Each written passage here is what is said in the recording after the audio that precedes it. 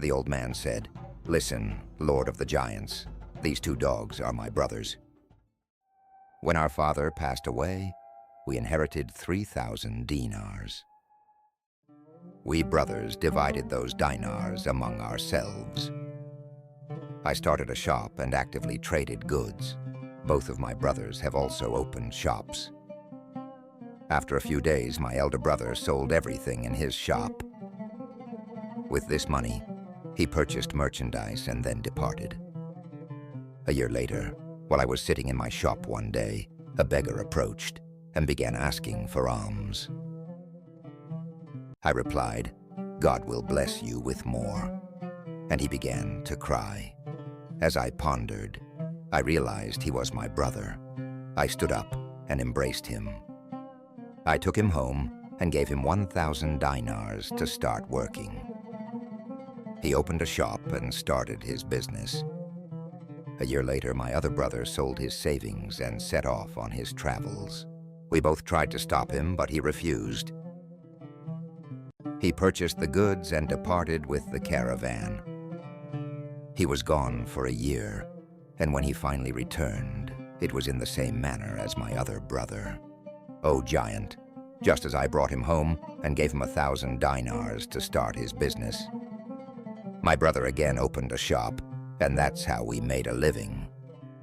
After some time, my two brothers approached me and said we were all going on a journey, but I refused. He encouraged me to travel every year, but I always refused. 6 years went by this way.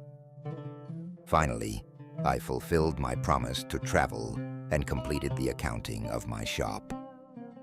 I set aside 3,000 dinars for the trip and buried another 3,000 in the ground, thinking that if the journey failed, the three brothers could return and start their business. We purchased essentials, rented a boat, and embarked on our journey.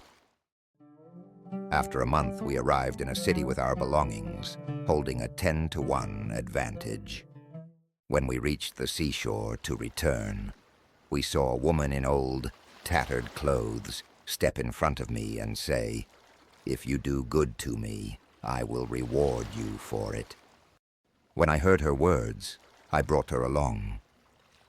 And so, our journey back started. On way back, my two brothers planned to kill me in order to seize all my wealth.